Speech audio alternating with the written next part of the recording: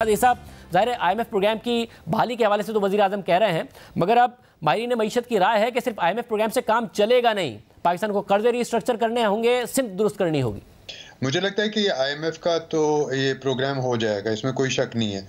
और आज शायद शहबाज शरीफ साहब ने कहा है कि अगले 2-3 दिन में शायद IMF से बातचीत हो जाएगी। तो अगर है ये तो उससे थोड़ा-सा बहुत इनको सहारा मिलेगा। लेकिन ये इनके पास सिर्फ 2 तरीके हैं इसहाक डार के पास मईशत बेहतर करने के, जो वो कर रहे हैं, जो उनके पास जो है। वैसे तो बहुत सारे, लेकिन उनके पास 2 हैं। एक तो ये कि भीख माँगना। अब वो कह रहे हैं कि सऊदी अरब से $3 अरब आ जाएँगे और $1.5 अरब कहीं और से आ जाएंगे। और दूसरा उनका सारा जो इन्हिसार है, उनकी हिकमत अमली, वो ये है कि दुनिया में तेल की कीमत कम हो जाए। अब वो $70 या $75 हो गई थी तो फिर पाकिस्तान को फ़ायदा होगा, लेकिन अपने तौर पर उन्होंने कोई हिकमत अमली नहीं बनाई है। तो वाकई ये बात सही है, ये खैरी खासी परेशान कुन है कि अगर IMF से पैसे आ भी जाते हैं तो क्या होगा। मुझे तो लगता है थोड़ा-सा इस्तेहकाम मिल जाएगा। और हो सकता है, क्योंकि ये आपको याद है कि मिफ्ताह इस्माइल जिस दिन बने थे उस दिन से ये कह रहे थे कि जब IMF से पैसे आ जाएंगे तो फिर यकीन से कहा जा सकता है 2-3 और ममालिक से आ जाए। मुमकिन है कि वो बात हो गई हो, ये चंद हफ्तों में पता चल जाएगा। लेकिन ये बात सही है कि सूरत हाल बहुत संगीन है और मज़ीद संगीन होती जा रही है। जैसे आपको भी पता है, फैक्ट्रियाँ बंद हो रही हैं, इंडस्ट्री बंद हो रही है, ट्रैक्टर्स बंद हो रहे हैं, गाड़ियों की चाहिए, टेक्सटाइल वाले सब बंद कर रहे हैं। तो ये आहिस्ता-आहिस्ता हम पाकिस्तान बंद करने की तरफ जा रहे हैं। सब, और क्या IMF का प्रोग्राम मिल भी जाए, अब 22 तो ले चुके हैं प्रोग्राम, इस सूरत हाल इस तरह चल सकता है पाकिस्तान?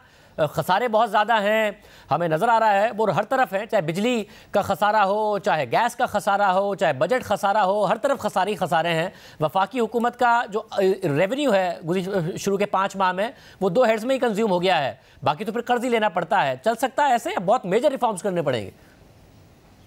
इसमें तो कोई शक नहीं कि इनको बिल्कुल उखाड़ के जो निज़ाम है उसको तो उखाड़ के फेंकना पड़ेगा और नया निज़ाम बनाना पड़ेगा। और ये एक बहुत बड़ी हम एक ऐसे नहज पे पहुंच गए हैं जहां पे माजी की अगर माजी से कंपेयर किया जाए तो खासा मुश्किल दौर है और खासा संगीन है। और एक तरह से मैं तो हमेशा यही कहता रहा हूं कि अच्छा है कि हमारी जब तक कोई बहुत संगीन क्राइसिस नहीं होगी, हम इसमें से निकल नहीं पाएंगे और हम करेंगे नहीं।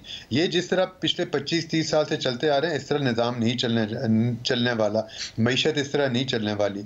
और एक ऐसे नहज पे पहुंच गए कि वाकई बहुत सारे फैसले करने पड़ेंगे। तो फौरी तौर पे तो IMF थोड़ा सा इनको, जिसको ब्रीदिंग स्पेस कहता है, सहारा देता है, तिनका वाला सहारा, वो ही मिल जाएगा, उसको भी ये पकड़ लेंगे। लेकिन ये काफ़ी नहीं है, बिल्कुल इसमें कोई शक नहीं। और इनको बैठ के सोचना पड़ेगा कि आगे क्या करना है।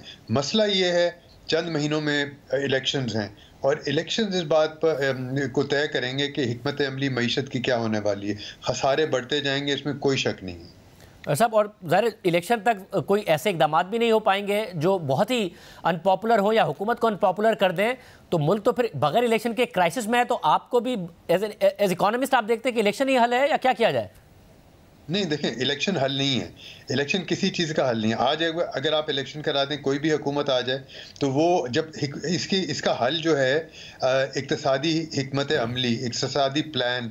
ये वाइट पेपर जो आया था उसमें शौकत तरीन कह रहे थे, ये PTI का, कि हाँ रियल इस्टेट की डेवलपमेंट हो चाहिए। रियल इस्टेट ने तो मुल्क को तबाह किया है और मज़ीद तबाह करने की तरफ जाएंगे। तो जाहिर है ये कोई हिकमत अमली नहीं है।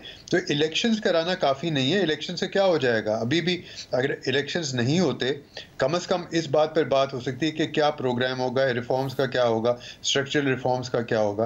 तो इलेक्शन से एक आप समझ लें, एक मरहला है, हल नहीं है। ये बहुत अहम बात है।